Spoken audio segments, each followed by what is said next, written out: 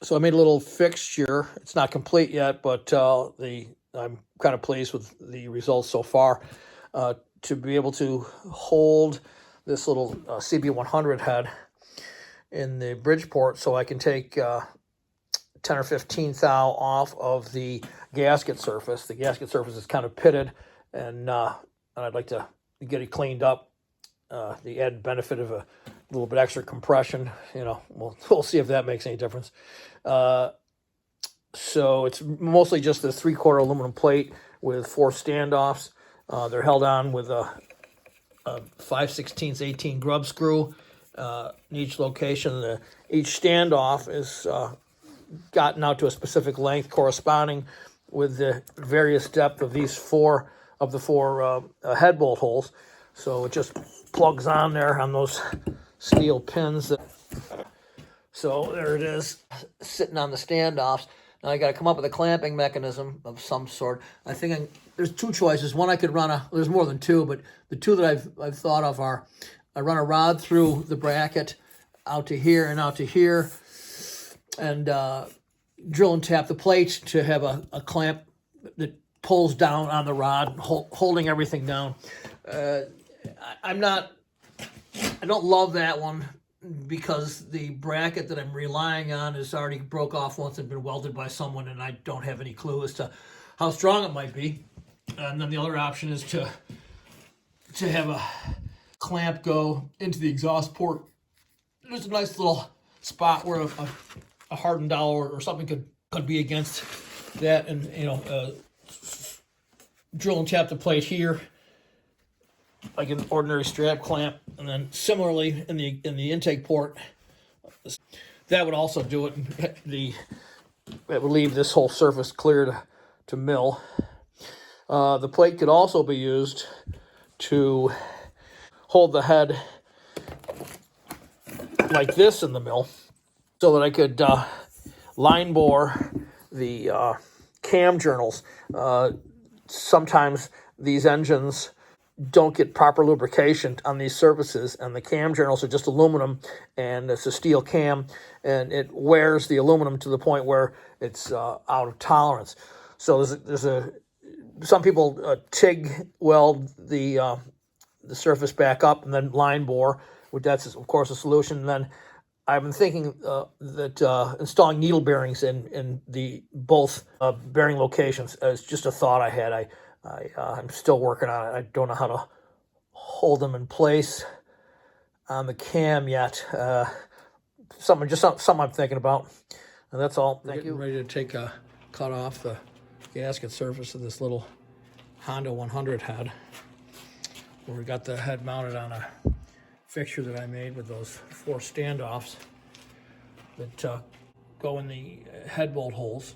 A couple of strap clamps with a pin into the exhaust port and a pin into the intake port. And then the whole works is held down with regular strap clamps on the bridge port. And then we have to tram this whole thing and shim it so that we're taking the same amount off the surface. We're going to crank the Z-axis till our gauge goes to 0. Right about there. Let me check. And we're at 1 thou. We're going to leave that.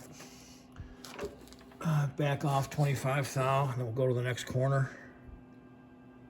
Crank up the Z until the gauge goes to 0.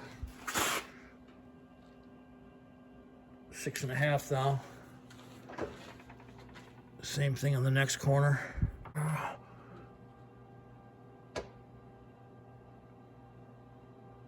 A little glare there. That's 0. And down here we're at 18 thou. Next corner.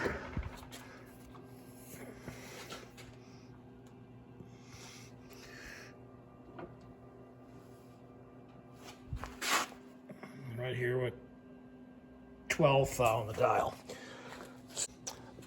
This side is low by 18. We're going to go there first. Now 18 from here to here, from that point to that point, which essentially is, because we're calling this 0, is about half the distance from where we're going to put the shim, so we'll need twice the shim. So we're going to start with a 30 thou shim here, and I'm going to guess a 15 here and a 15 there, and then recheck, and then tune in. And I'm not going to show that whole process because it's essentially the same. I'll go back when I've got it right. Okay, so we got 30 or so thou shim there on that corner, 15 there, 15 there, nothing here, and we're going to recheck.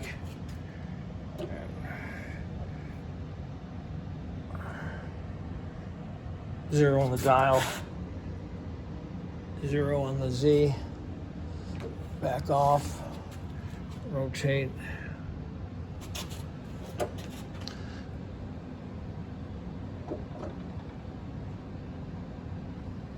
Zero on the dial, 1 thou on the Z. Not bad.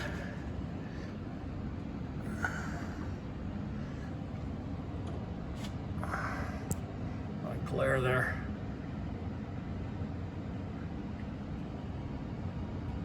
Zero on the dial,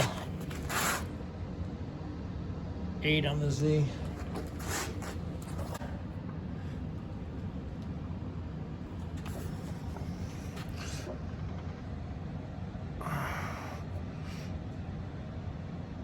Zero on the dial, 7 on the Z. So again, it's over twice the distance. So we're talking about 8 or so times 2. We'll try to get a 15 thou shim on those 2 corners, add it to it, and I'll come back. I think we're pretty close here. I think this is the 3rd round of shimming. So we'll try 0, 3/4 of a thou or so over this location.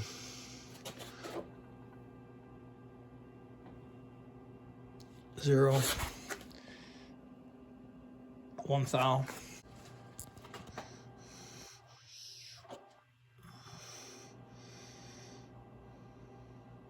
0, 3 thou.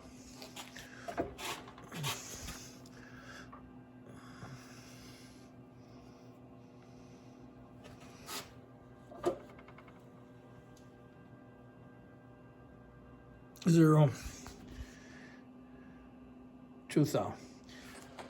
Well, given things are going on here, plus and minus a thou and a half on this particular job is plenty close, and I'm gonna set up to take the cut. While I'm cutting, I'll take another video. Okay, so we got the homemade fly cutter set up to get ready to take half the width of what we need to cut, or I guess given that maybe a little bit less. Than might have to take a 3rd pass. We'll see what happens. So I've set the height gauge up to this is 0 now, so we can kind of keep track as to how much we're taking off. Too much, of course, then you got problems with clearances and such. So just want to clean it up. So I guess we'll get fired here and take a cut. So got the cutter running. Little WD-40, power feed it. It's about as slow as it'll go. Taking just a little of skim I can. Looks like it's cutting nice.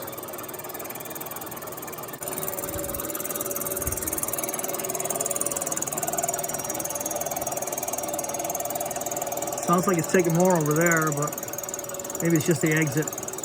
And we'll let it exit entirely before we move the Y. That looks like it's going to cut everything. So yes, it's going to be 2 passes. And clamp the Y back down and then back across. The same Z setting, and we'll see if we actually took anything. Here we go.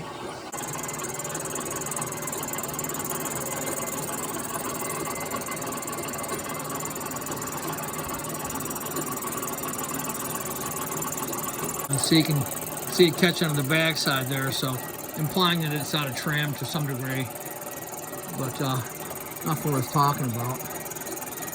Feel that step, just the slightest of slight buzz. Well, I'll keep going here and you see what's going on. the cutter's moving faster than what it looks like. All right, I dialed up 5 thou on the Z, and then took a cut, and you can see the surface is way nicer, although still a few spots left around the combustion chamber especially. I don't want to take too much, but I think that another 5 thou would not be imprudent. So I'm going to do that. I'll come back. So I increased the spindle speed. Oh, I didn't dial Z. So there's the surface after milling. Took about, I don't know, right about 10 thou.